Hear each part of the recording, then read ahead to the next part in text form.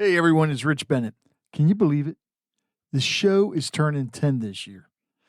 I am so grateful for each and every one of you who've tuned in, shared an episode, or even joined the conversation over the years.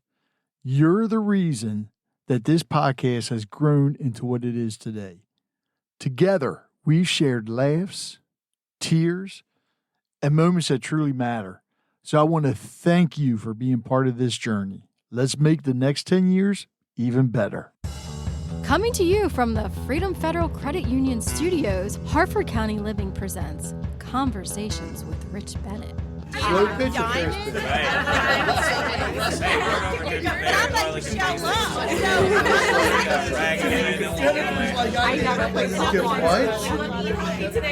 It's probably the least sexy part of the work. It's okay. No. The truth is, in today's fast-paced world, networking is often the key skill that makes the difference between a job that doesn't move forward and one that does. But it's not enough to just hand out business cards and collect contacts. You need to make real connections that open doors and change jobs. On this episode, I have Michael V. Morgan. He is the author of The Power of Networking, Strategies for Career Excellence, Job Development, and Building Greater Triumphs in Your Work. Michael's path from Penn State to executive leadership in cybersecurity is a great example of how to use relationships to get through tough spots in your career and take advantage of new chances. This episode is for you if you want to get out of your comfort zone, build a network that really helps you grow, and learn how to make connections that count.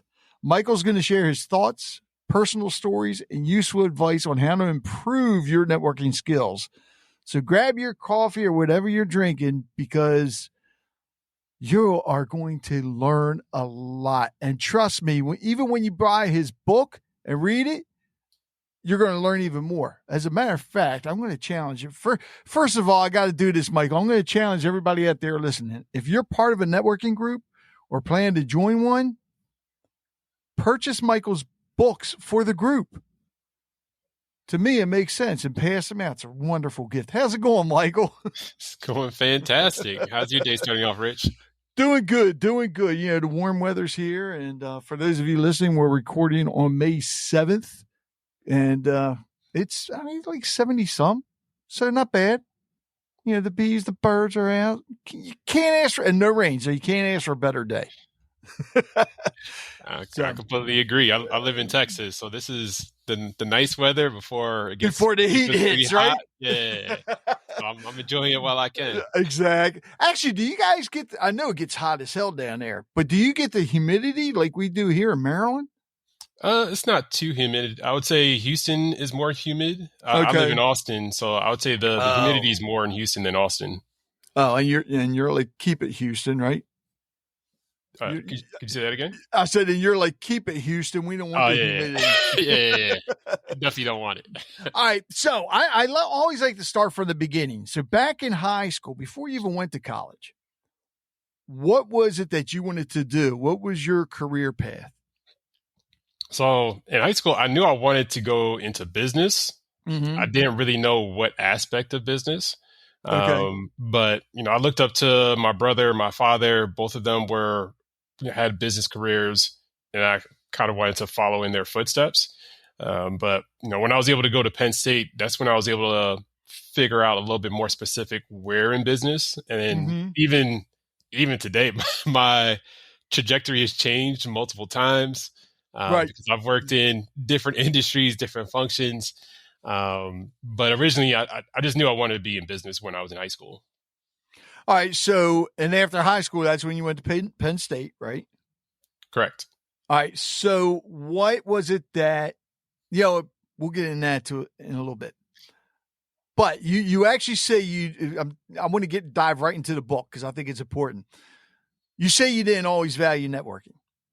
What flipped the switch for you, and how did that change your career trajectory?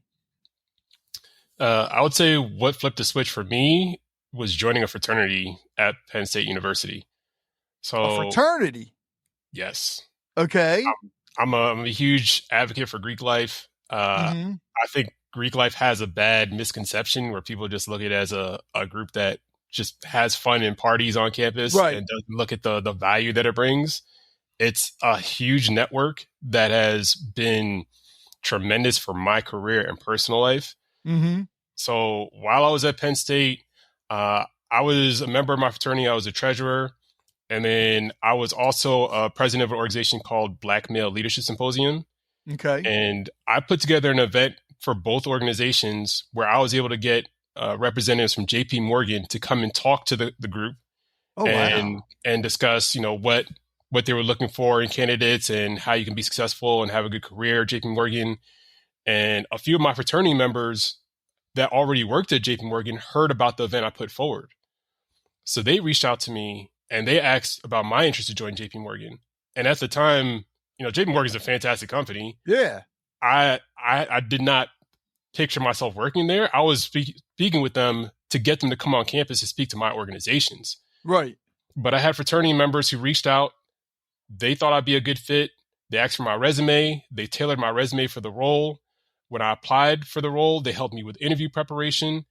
When I received the offer, they connected me with another fraternity member who was also moving to Delaware to start JP Morgan at the same time. So now I have a roommate and a friend to embark this journey as I go into my first career role outside of Penn State. And then there was a network of members of my fraternity that worked for JP Morgan in New York, in Delaware, in Florida, in Ohio. And we would have quarterly calls where we would support one another and make sure that everybody was successful in their roles. So they helped me get my foot in the door, prepare me for the interviews, help me acclimate to a brand new city, a new state that I've never lived before, ensure that I was successful in my role. And this is just based off the bond of being in the fraternity. Wow. And this is my first career role coming out of college. So, at the time when I joined the fraternity, I didn't realize the true value of being a member of the fraternity and the value of networking. But once that experience happened at JP Morgan, it opened up my eyes. And then I knew not only can I leverage the fraternity, but I had to expand my network in other areas as well. So I'm constantly looking for organizations to join that are relevant, that make sense for me, whether it's internally in my company. A lot of companies have employee resource groups that you can join, externally outside the company. But I'm always trying to build my network because you just don't know what doors may open or what opportunities may arise based off connections that you have. And a lot of times within the company, having the right network is going to help you get your job done. It's going to help you move up and get promoted. So the ability to build and maintain relationships is absolutely critical. So, all right, let me get this straight. So your brothers from the fraternity were also working at JP Morgan, and you guys were constantly staying in contact, the group that was working at JP Morgan, to find out how everything was going and all, right? Yes, absolutely. So, all right. So technically, you guys even created your own mastermind group there. Yeah, basically. We definitely did. Okay. I bring that up because a lot of people think that mastermind groups are a form of networking where technically they're not, because you're not supposed to do your traditional networking. It's basically brainstorming, trying to figure out what your struggles are, what your wins are, and helping each other out. And you guys started doing that, which is awesome. You still stay in contact with a lot of them guys? Oh yeah, absolutely. So I've moved around a lot of different companies between JP Morgan, Chevron, Amazon, Walmart. Right. But I make sure I keep in touch with a lot of different my colleagues, coworkers from those different companies. So just because I don't work at a company anymore doesn't mean they're no longer a part of my network. So I make sure that I'm keeping in touch with everybody. Actually, you wrote that networking is not just about promotion. It can help you perform your job better. Can you unpack that for the listeners?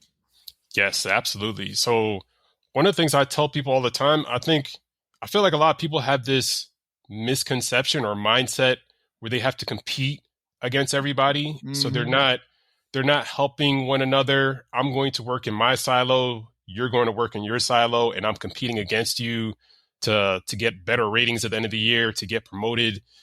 I have a completely different perspective.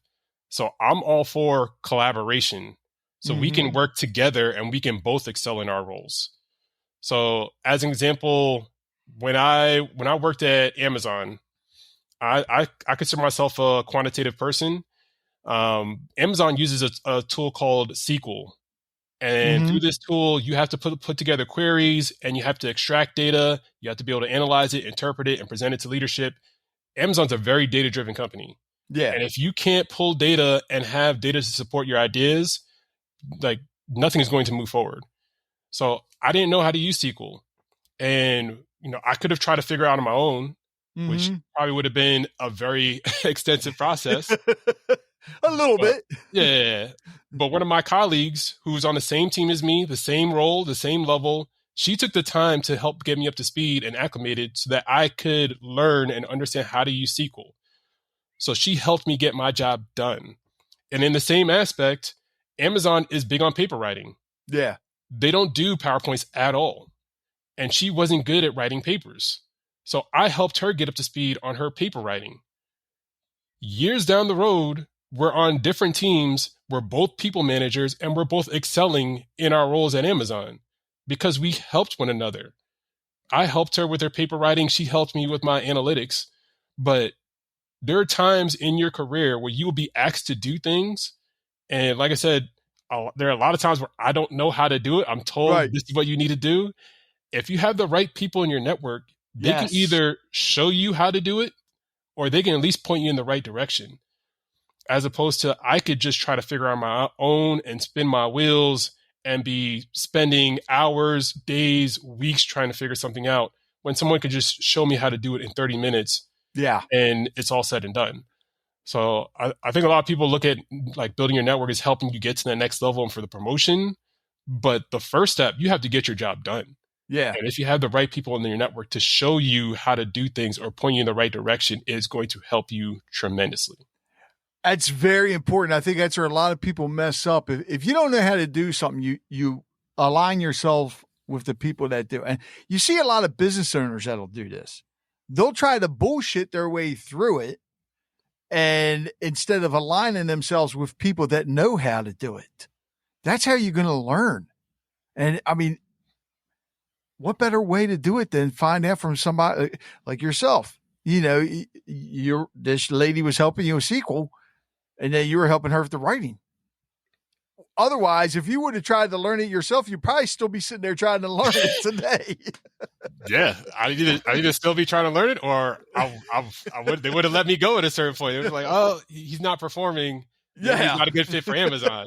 So, oh man, actually, in your experience, especially with the jobs, how does building the right network give people an edge in landing hidden job opportunities? Because there are a lot of them job opportunities that are hidden out there. Yeah, absolutely. I have an example for that as well. So one of my roles at Amazon, I interviewed for the role. I met with the hiring manager. I met with the director. I met with the team. The role wasn't even posted. So people didn't even know this role existed. I interviewed with them before the role was even created. Oh, wow. So by the time they posted the role, it was already mine. They had to post it technically for HR reasons. You have to put a rec out there. But they already knew they were going to give me the role. And that's because of my network. Someone that I had already worked with knew I had aspirations to become a people manager. She knew I had a great skill set. She knew that her team was going to create this role. And she reached out and she said, hey, I know you're aspiring to be a people manager. My team is going to create a role. It's going to immediately have direct reports. I think you have the good skill set and experience and background to be good at this role. Would this be something you're interested in? Do you want to talk to my manager? So that's where I get to these points where you don't know what doors may open based off connections, based off relationships, because this is someone that I've worked with and I knew for 10 years. Right. And they reached out to me about an opportunity, like to your point, that was hidden, that a lot of people just didn't know about because it wasn't even posted. And I was able to interview and get a leg up on everybody. And I was offered the role basically before it was even posted for the world. So that's where a lot of opportunities can arise but you just don't know if you're not building the right relationships. And the thing is, when you're interviewing with a company, certain things may come out. Prime example, which you just mentioned, to where you are actually creating a role that they didn't have yet, because a light bulb goes off in their mind saying, "Oh, wait a minute, he mentioned this in that interview. We need to do this." But what position? We don't have a position that does that. I mean, you look at how technology is changing nowadays. You go back 20 years ago, well, maybe a little bit further than that, cybersecurity really wasn't a thing yet. Or people working remotely. A lot of people didn't work remotely. And if somebody would mention that in an interview, hey, if your interviews are new, our computers are new, but we need to be more secure. Well, you're in the cybersecurity field now, so I'm not telling you anything. You know how all that works. You also talk about Penn State and Carnegie Mellon shaping you in unexpected ways. What were some of the biggest surprises or life lessons you walked away with? Yeah, I would say one, being comfortable with the uncomfortable.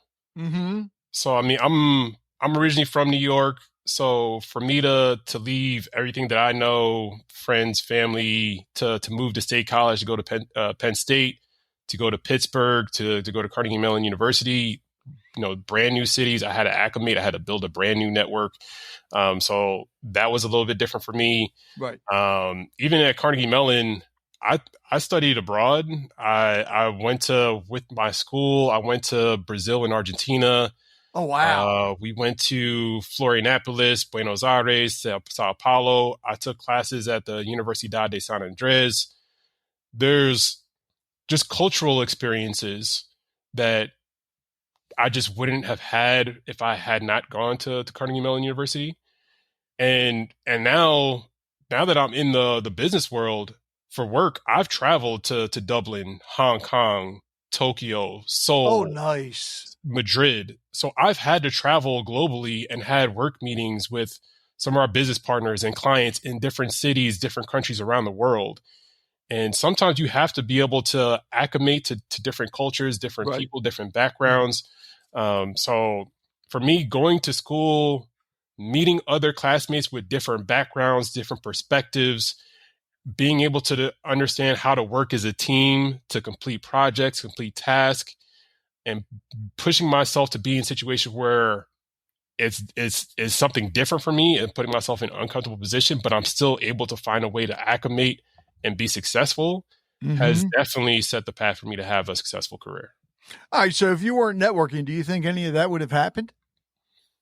No, I think networking is critical. So a lot of people, in my opinion, get things messed up where, yes, like for me, I went back to business school to get my MBA. Right. And yes, going to those classes and learning from professors is important. Part of going back to business school is building your network. Yeah. So I'm building my network with all of these peers who are also getting their graduate degrees, and some are going into finance, some are going to accounting, some are marketing, some are consulting, some are in my area where operations, supply chain, strategy. But now we can help one another. Yeah. So like me making the move after business school, I went to Chevron immediately. Right. And then I made the jump to Amazon. There is probably 200 alumni from Carnegie Mellon that are all at Amazon. Wow.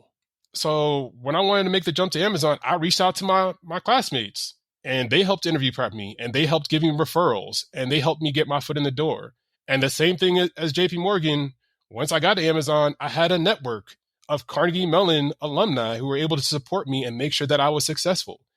And this is how I've been able to navigate to so many companies, so many industries, and be successful, is because of that network. So you have to make sure that you're building and maintaining your network. Like I said, you just don't know what opportunities may arise, but it's definitely critical for your career success. And all the people that you met going through to all these different countries, how many of them do you still keep in touch with that you network with? I would say most. I'm not going to say 100% because I've met a lot of people. But I would That's say awesome, man. probably 75 to 80%. I make sure that I keep in contact with. That's good. So I treat networking as part of my job. Yeah. So And you should. Yeah, absolutely. You definitely should. All right. I want to get away from networking a minute, because with all the places that you've been to, I love to ask this question. Out of all the countries you've been to, what was and I hope you did try the different cuisine. What was your favorite that you tried, or one of your favorites? Favorite cuisine? Yeah, favorite cuisine. The favorite thing you ate out of country. So I would say, I don't know if I would say favorite. I would say it's most interesting. Mm-hmm. I've eaten live octopus. Oh yeah. So it's literally moving on the plate, and you have to like grab it. You have to be careful and chew too. it up, Yeah, because it'll move around in your mouth if you don't chew it up. I would say that to me, that's an experience. Yeah. Was that in Hong Kong? Yeah, I think it was in Hong Kong. Okay, yeah. Okay. Did you do it again? No, it was one time. That was interesting. You're like, man, this feels just too weird going down, right? It's funny because you got to try it. But I think one of the strangest things that I had, which was very good, and I wouldn't do it, I wouldn't try it here, and I didn't realize how dangerous it was until afterwards, was the puffer fish. Oh, I haven't tried that. Yeah, when I was in Okinawa, Japan, I tried it, and it's very poisonous.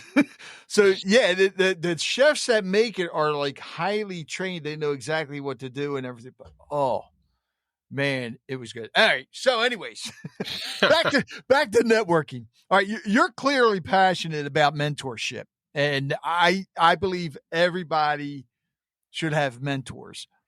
What separates a great mentor from a good one, and how should someone go about finding one? Okay. So when it comes to finding mentors, there's two paths. Mm-hmm. So a lot of companies will have a formal mentorship program where you can fill out a profile. You can list, these are my strengths. These are my areas for opportunity. This is what I'm looking for in a mentorship relationship. And they will naturally pair you up with someone else in the company. Mm-hmm. So if your company has a formal program, I strongly recommend for individuals to apply for it. The other option, you have to organically meet mentors on your own. And I know this can be difficult. I know some people are more intrinsic, some people are more extrinsic. Yeah. But if I'll use me as an example. If I'm in a meeting or I'm a part of a work project, and I see someone in the meeting that seems to be a subject matter expert, they're taking control, they're taking leadership, they're guiding things, and I admire like the things that they're saying, the things that they're doing, I may pull them to the side after their meeting and say, hey, I'm new to the team, I'm new to the organization, you seem like you're well experienced, you have a great amount of knowledge, you've been in the company for a long time. If you have the time and capacity, I'd love to ask you to be my mentor. And I know a lot of people are scared to ask those questions. I tell people all the time, you don't know if you don't ask. Right. 9 times out of 10, when I've asked someone if they're willing to be my mentor, they're flattered that I asked them, and they're excited and they're happy to take on the challenge of being my mentor. The only time that someone has pushed back when I've asked them to be my mentor, they already had 3 or 4 mentees and they had too much of a workload. But even then, they didn't just say, hey, I'm not going to be your mentor, I'm overloaded. They connected me with someone else to be my mentor. Wow. So you have to ask the questions. Like I said, a lot of these senior leaders at companies, they want to develop the next generation to take over these roles and help the company be better. Right. And like I said, they're generally flattered that people would ask them to be a mentor. So make sure, whether there's a formal program or you have to organically just reach out to people, at least ask the question. As far as who's a good mentor to identify, if you're aspiring to get to a certain level, to a certain role and you know there's someone in your company that's already in that role, that's somebody that could be a good mentor for you. Right. Like, ask them questions, ask them what was their career path. How were they able to navigate to get to that role that you're aspiring to get to? What challenges did they face? What do they recommend? Like, what steps can I take to get to that level? How should I be prepared? So those are good people to identify. And then I would also say, make sure you are taking the relationship seriously from a mentee standpoint. So I've heard a lot of people get paired up with a mentor, and then the mentee is not setting up meetings to meet with the mentor, or they're setting up meetings, but they're not taking the follow-up actions. If a mentor is telling you to do certain things, and then the next time you meet with them, you haven't done anything that they've told you to do, you're wasting their time. Right. They're not being paid to be your mentor. They're doing this above and beyond their job to help you. So you have to come in there prepared. You have to set up the meetings. You have to have an agenda. Hey, this is what I want to talk about.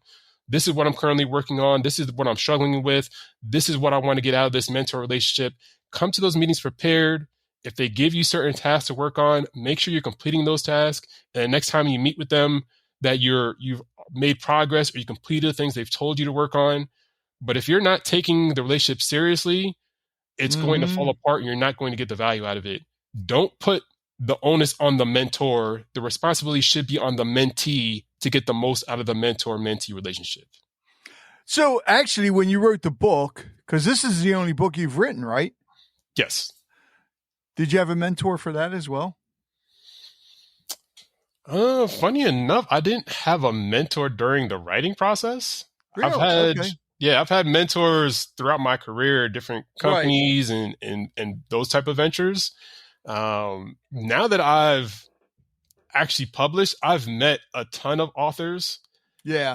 I've built my network, and now I have mentors that can help me and determine, all right, what's the best way to market my book? What's the best way to promote myself? What's the best way to find speaking opportunities? What's the best way to get on podcasts? So now I have more mentors. When I was actually in the writing phase, I just kind of had to figure things out on my own. Just went with the flow. Yeah.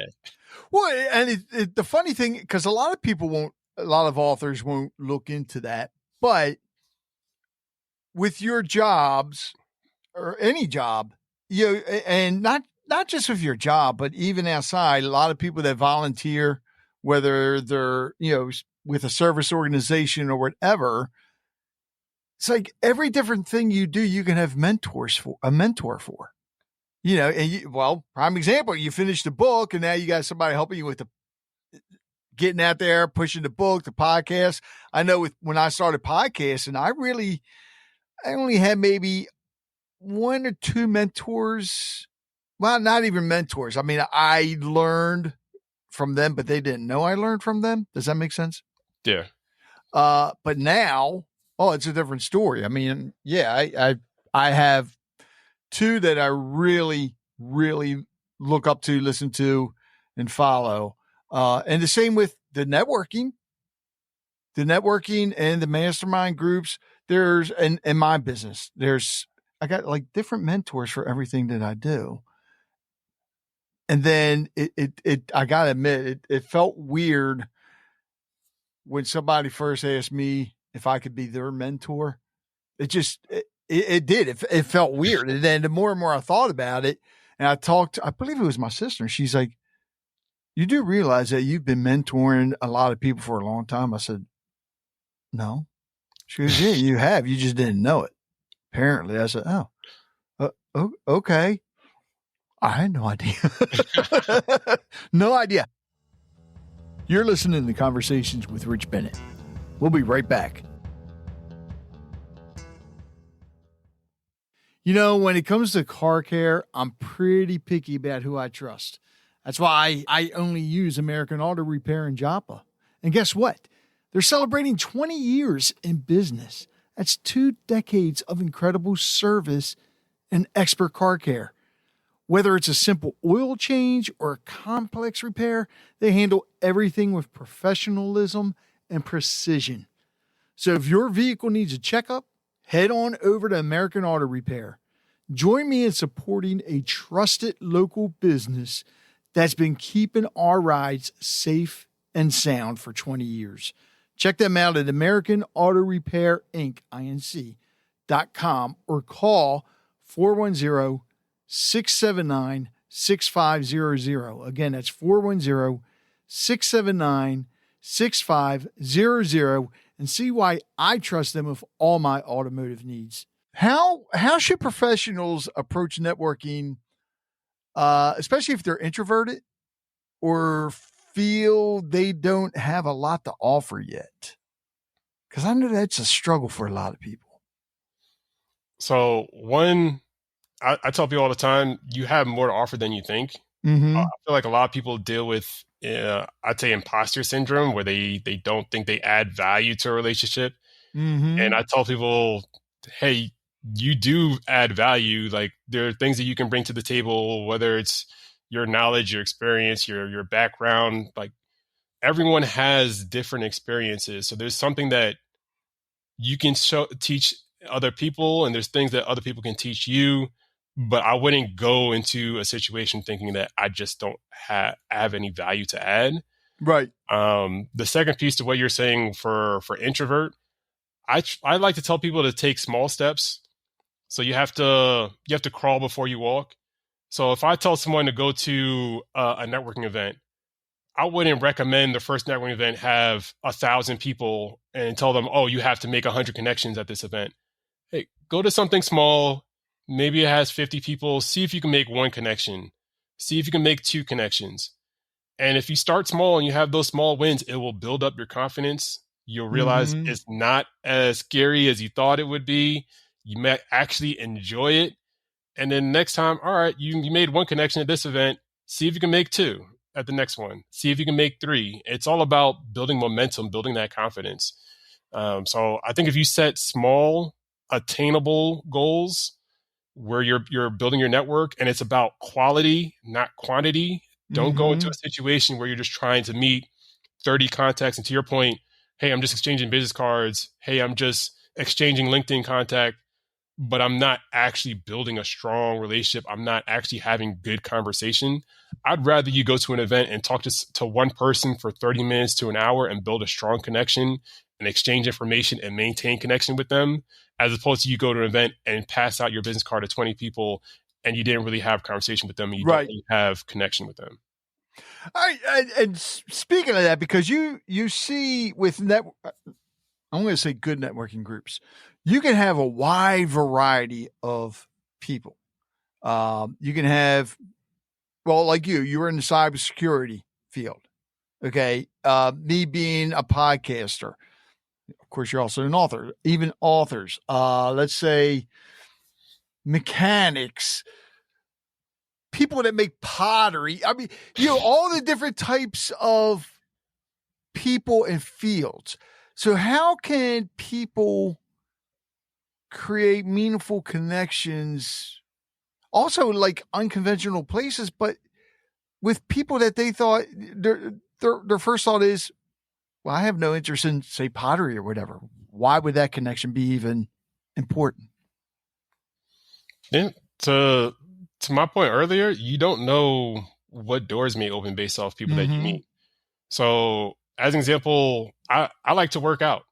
I've joined different CrossFit gyms when I lived in Houston, when I lived in Seattle, Oakland, and now I live in Austin.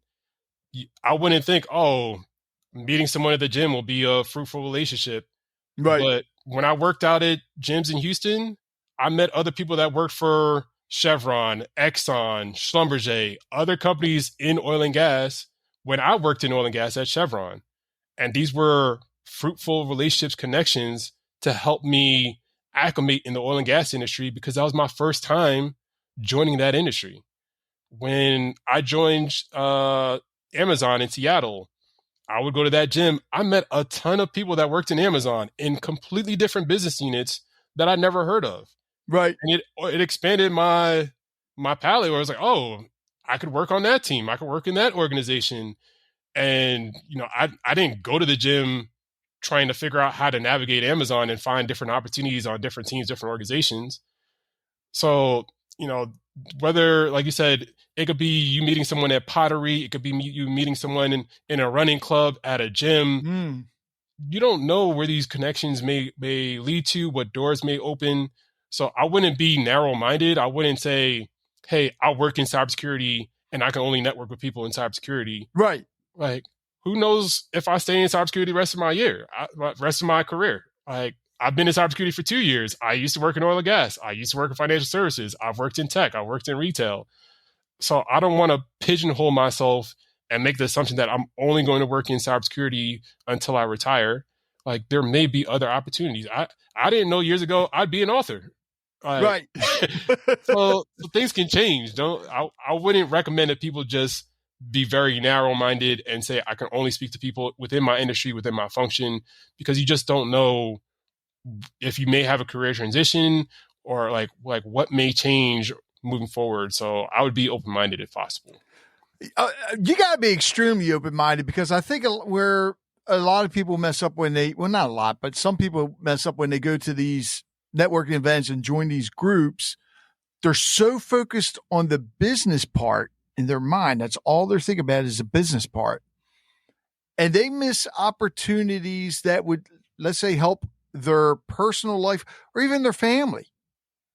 Let's say you go in there, you're going to an event. Well, there's somebody over there that is, I don't know, running a daycare, but what you're doing, you're like, okay, what do I need a daycare for?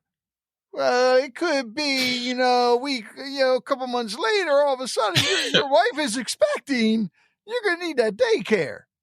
Do you see a lot of people, mess up doing that? They're just so focused on the business part, not thinking outside of, or thinking about their personal life and family as well when it comes to networking. Yeah, I would say absolutely. And that's one of the things that's been helpful for me, not just in my career, just in my life. Mm-hmm. So I think I told you, I'm originally from New York. I've lived in Delaware, Pennsylvania, Texas, Washington, California. Yes, it was a lot for me to switch companies, switch industries, but I'm also moving to brand new cities, new states where I don't know anybody. Right. And I have to build a network and a support system. I have to meet new friends. And I know a lot of people that are just so focused on the business, and then they try to move to different places, and then they're just not successful moving to a new city, a new state, new country. And in a couple of months, they end up having to move back home and pivot their strategy for their career. And it's like, yes, you have to be focused on your business, but you also have a life outside of work. And you need to build your network and be able to acclimate. And like you said, maybe finding somebody at a daycare or finding somebody that can connect with your partner. I'm married. I have a wife.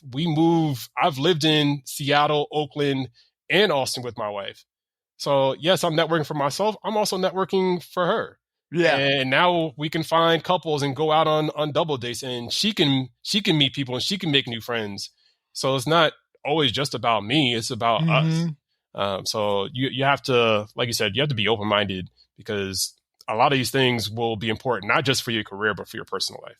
All right. Have either one of you convinced each other to take a pottery class yet? No, not yet, but I'll bring it up to her. That person that does pottery yet. Right? Actually, speaking of family, so you quoted your grandfather who said, pick your own company, or pick your company. How has that advice played out in your professional life? Oh, it's been critical. Mm-hmm. So I'm networking as much as possible, but I'm also making sure I'm surrounding myself with the right individuals who are driven, who are trying to push me, support me, uplift me, and help me be the best version of myself. So, whether it's my friend group outside of work or it's individuals I associate myself with in the workplace, I'm making sure to figure out who are the right people that I want to surround myself with, because that is going to make a tremendous effect on your career trajectory, on your happiness in your life. So you have to make sure that you're identifying the right individuals that you want to surround yourself with.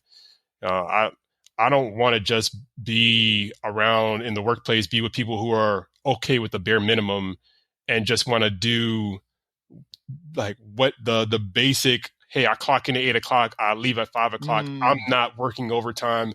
I'm not trying to learn anything additional. I'm not trying to improve process. This is my job. This is what I do. I don't surround myself with those people. I'm surrounding myself with people who are driven. I want to be VP. I want to be SVP. I want to be C-suite. I want to manage a team. Like those are the people that are going to help push me to be a better version of myself so that we can both achieve the goals that we're looking for. So, surrounding yourself with the right people and picking your company, absolutely critical. Actually, what's something that people, and I know you mentioned it one, but what's something that people misunderstand about networking that you wish more people would get right? I would say one, and I think because the times are changing, a lot of people just look at networking as, hey, I can send you a couple messages on social media and, hey, you're a part of my network. I added you on LinkedIn. I added you on Instagram. We're a part of our network. And I feel like there's a lost art of the face-to-face interaction that I tell people all the time. So even today, my role today in cybersecurity, I'm fully remote. Right. But our headquarters are in the Bay Area. It's in Santa Clara. I make the effort to go to headquarters once a quarter and meet with colleagues, customers, stakeholders, and build those relationships. And when I'm in town for the week, I'm setting up meetings for breakfast, for coffee, for lunch, for dinner, for happy hour. I have my work meetings during the day. But I'm there to build relationships and have those face-to-face interactions. If I'm traveling either for fun or for work and I'm going to a city, let's say Chicago, and I know I have friends or colleagues that live in Chicago, I'll reach out and I'll say, hey, I'm in Chicago for the weekend. I'd love to catch up. Let me know if you're free for an hour to grab coffee or to grab lunch. So I'm always trying to find opportunities to have that face-to-face interaction to really help build and strengthen those relationships. I mean, technology is fantastic. I love using social media. We have our phones. We can call people. We can do video chat. We can text. So leverage technology, but don't be solely dependent on technology where you haven't seen someone face-to-face in 5 years, but you've liked their post on LinkedIn and you think, oh, that's a strong relationship. I like their post. Like, no, make the effort to try to meet with them in person, and you could really have that face-to-face interaction, and it's going to make a world of difference when it comes to networking. Oh, yeah. Yeah, I'll never forget. It was a couple of years ago. There was somebody that I connected with. It may have been on Facebook, but we were always going back and forth talking about business. We would video call. Never met them in person. And then finally, they came here to Maryland, and they contacted me and said, hey, I'm here, but it's for a short time. Would you mind getting lunch? I'm like, absolutely. And just that brief 1 hour time spent with them, just even though we talked business and everything, every time we met virtually or through social media, but that time meeting in person made it so much more better. And I think it makes the friendship a true friendship as well. And now, we're staying in contact even more. Still haven't seen each other in person since that lunch, but you take advantage. I mean, you think about it. You met people in Brazil, Hong Kong, and all that. How often are you going to be able to get to them and have that lunch or coffee anymore? But if they're coming over here, one of you is going to contact the other, and you're going to do it. And it just makes it that much better. And I think it cements the business relationship even more, if that makes sense. Yeah, no, I completely agree. And I think it definitely makes sense. Yeah. It's good to be able to connect over the phone and through video and through email. But to your point, at a certain point, it reinforces it when you're able to meet face to face and have that interaction. All right. So the book, The Power of Networking. This is you're self-published. Yes. How long did it actually take you to write? End to end, I would say it was about a year to read it. And what was the hardest part about writing it? I'd say the hardest part, um, I'd say turning it into a business book. Okay. So, so I wrote the book and I worked with editors and I gave them the first copy of it and they were just like, this isn't a business book. And Right. they were like ripping it apart. They're like, you're all over the place. Like, what are you going for? I was like, I've never written a book before. Like, Yeah. show me the way. Tell me what I need to do. And they helped me make it more structured. So I had all the content. I just had to structure it correctly. So the way I transitioned it into more of a business book, every chapter has a theme.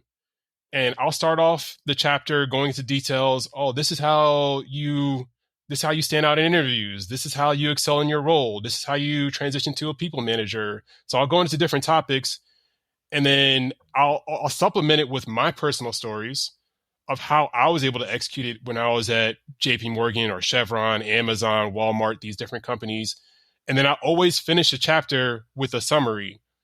So this is the topic that we're discussing in this particular chapter.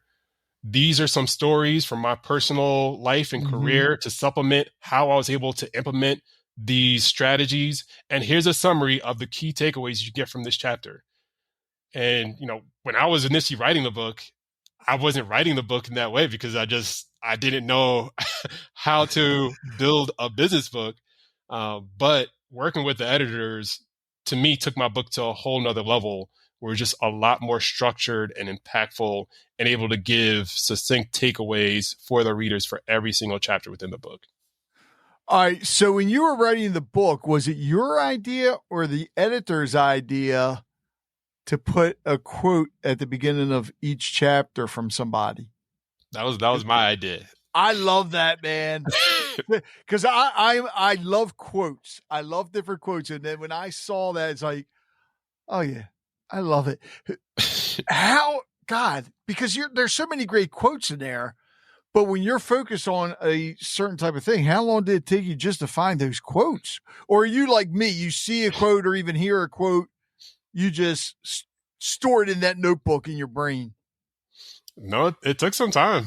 So, Okay. like I said, every chapter has a specific theme, and then there's some quotes immediately when I knew the theme for that chapter. I was like, all right, I know what quote I'm going to use. Right. Like it just popped in my head. Like, all right, that's easy. That's done. There are other chapters that was a little bit more difficult where I had to do more research and try to find a quote that I felt was impactful and relevant for that particular chapter. But yeah, it took time, and I have a lot of chapters. I know. So it's a very informative book. Yeah. Very informative. That's why I said in the beginning, I believe anybody's got a networking group, they need to purchase this book and give it to the people in the network. Or if somebody's like on the fence about starting a network or how to network, this is perfect. Better yet, I'm going to even go one step further. Anybody listening that's a teacher and you're teaching business management in school, this is a perfect book for the students as well. And actually, the book's it seems like it's doing rather well. Now, I'm looking strictly on Amazon, but I'm sure, other places I'm sure it's doing as well too. And it's already been out a year. What's been the biggest struggle since you've become an entrepreneur and pushing the book? I'd say the biggest struggle, balancing everything. A lot of people have seen me post and talk about the book, and they assume I'm just a full-time author and a full-time motivational speaker. Right. That's not the case. I'm working full-time in cybersecurity. I work for a startup called Netskope. So on my nights, on my weekends, that's when I'm doing marketing for the book to help promote it. That's when I'm reaching out and trying to find opportunities for speaking engagements. So I'm essentially working 2 jobs at the same time. So balancing that has been difficult. My job in Netskope has been very accommodating. And, I've let them know when I was writing the book, I let them know in advance. I talked to HR, I talked to legal. They said, hey, that's fine. As long as you get your job done, we don't mind. Right. When I publish, I let them know I'm getting into motivational speaking. hey, that's fine as long as it doesn't get in the way of your job. But it's a lot to balance it to. The reason I bring that up, I have a friend who's doing the same path where she's getting into motivational speaking. She's doing coaching, and she was doing this while she was working at a company full time. Mm-hmm. And they saw her making posts on LinkedIn about her doing coaching and motivational speaking, and they made her make a decision and said, really? Either you work here or you don't, but you're not going to work here and do that on the side. Well, that's not very motivating to say, is it? I know. But every company's different. Yeah. So, I mean, the fact that Netskope has been supportive in my endeavors and allowed me to do both, I'm very appreciative. So it's been a lot to manage both, but I'm grateful that my company is accommodating and allowing me to do both. All right, Michael, what did she decide to do? She left her company. So she started up her own company. So now she's a full-time speaker, coach, and she seems to be thriving, and she seems to be happy. So her company lost a great employee. She could have, same as my situation, she could have done both. Yeah. What made you decide to get into the motivational speaking part? So for me, I mean, it's the same reason that I wrote the book. Mm-hmm. I genuinely enjoy helping people. And I know I wouldn't be where I am in my career if people didn't help me, didn't give me guidance, didn't give me mentorship. Right. So now to bring things full circle, yeah, I mentor people. I speak with people one-on-one. I try to help them. But writing the book and doing motivational speaking, now I can get my message out to the masses. Instead of me speaking to someone one-on-one, I can speak to a crowd of 100 people, 300 mm-hmm. people that are all getting my message. Instead of me speaking to someone one-on-one, now there are thousands of people who have purchased the book that can get the insights from the book. So now I can reach a larger audience. Right. It's my way to help other people and make sure that they're successful in the same way that people helped me get to where I am today. All right. So with the motivational speaking part, because I'm sure after you're done, you have people that'll come up or even contact you later on down the road. Well, let's take it both ways, motivational speaking or the book. Has anybody contacted you about how you have helped them? And if so, can you share a story with us? Yeah, absolutely. So at the end of all of my talks, when I do motivational speaking, mm-hmm. I use a tool called Talkadot where I pull up. I know. Talkadot? Yeah, it's actually a fantastic tool. Okay. But at the end of all my speeches, I provide a QR code. So all the attendees can scan the QR code. Mm-hmm. They can give me real-time feedback, real-time testimonials on that actual event that I spoke at. They can connect with me on social media, on LinkedIn, on Instagram. But it's a way for me to connect with the audience. Right. And I get a lot of feedback where I'm connecting with people and they're grateful and they're like, oh, because of your advice, your tips, I was able to get this job at this company. Because of your tips and advice, I was able to, excel in my role and think about networking differently. Because of your tips and advice, I was able to move to the next level. Mm-hmm. And for me, it's rewarding. Yeah, it's so rewarding and fulfilling. Mm-hmm. To know that I'm able to help people reach their goals and their aspirations. Like I said, that's part of the reason that I wrote the book and that I've started getting into motivational speaking is that I enjoy helping other people. But yeah, these are some of the testimonials and feedback that I've been getting. All right, when's the TED Talk coming? I mean, hopefully soon. I've been watching TED Talks for years. I'd love to be on the stage and give one myself. So hopefully, whoever's in charge of the TED Talks, hopefully they're listening and they'll reach out.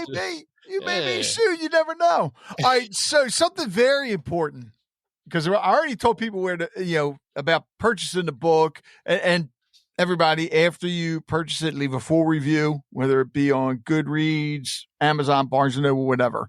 But tell everybody your website and how they can get in touch with you if they want you to come and speak today. Because you don't speak to just businesses. You'll speak to nonprofits and all as well, right? Oh, yeah, absolutely. Okay.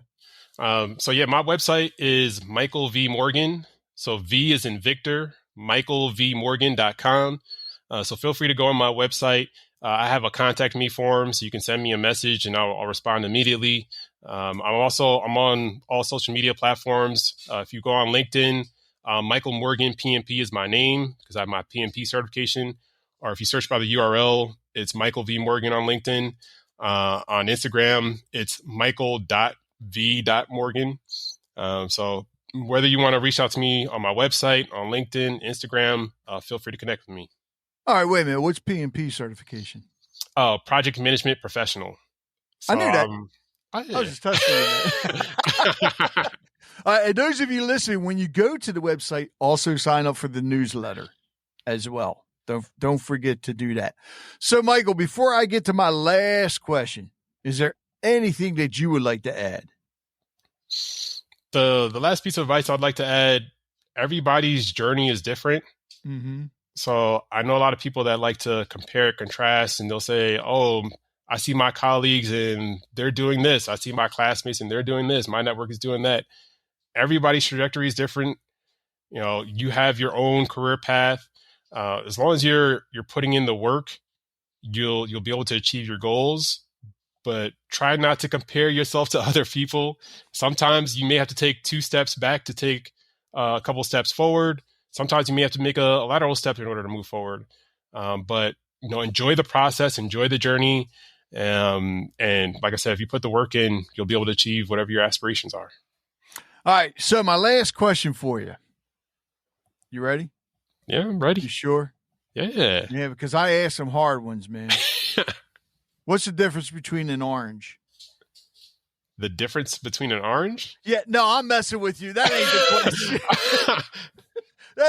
It's a bicycle because the vests don't have sleeves. Don't ask me why. I don't know. My uncle always told me that. Anyways, so if you could go back and give your undergrad self one networking rule to live by, what would it be?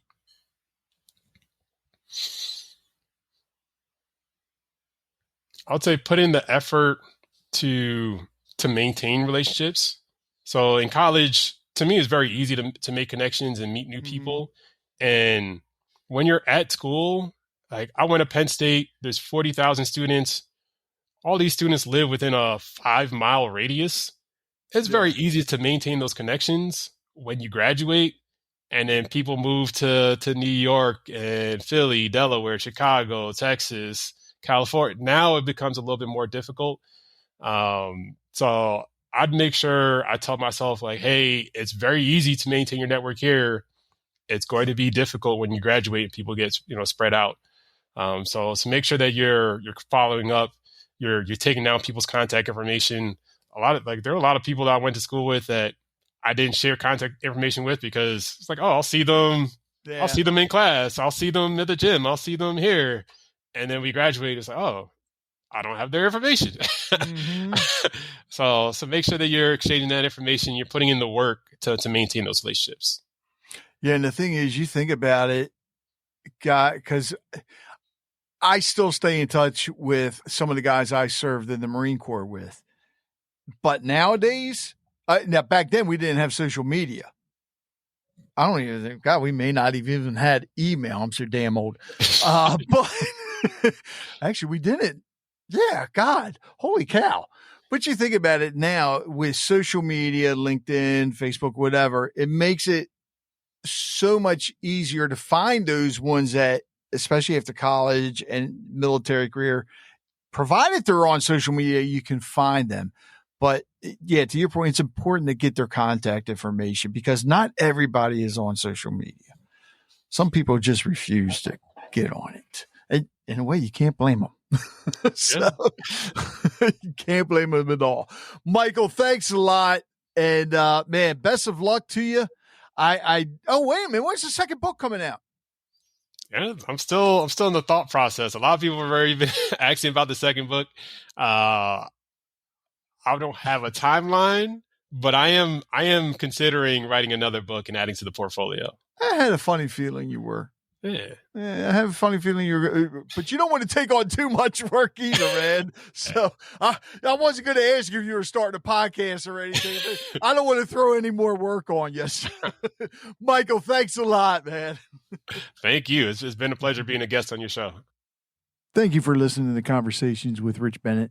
I hope you enjoyed today's episode and learned something from it as I did. If you'd like to hear more conversations like this, be sure to subscribe to the podcast so you never miss an episode. And if you have a moment, I'd love it if you could leave a review. It helps us reach more listeners and share more incredible stories. Don't forget to connect with us on social media or visit our website at conversationswithrichbennett.com for updates, giveaways, and more. Until next time, take care, be kind, and keep the conversations going. You know, it takes a lot to put a podcast together, and my sponsors help out a lot, but I also have some supporters that actually help me when it comes to the editing software, the hosting, and so forth. There's a lot that goes into putting this together. So I want to thank them. And if you can, please visit their websites, visit their businesses, support them however you can. So please visit the following: Real Life Prosthetics, cutting edge solutions, restoring ability since 2001. Go to reallifeprosthetics.com. Full Circle Boards. Nobody does charcuterie like Full Circle Boards. Visit them at fullcircleboards.com. Sincerely Sawyer Photography. Live in the moment. They'll capture it. Visit them at sincerelysawyer.com.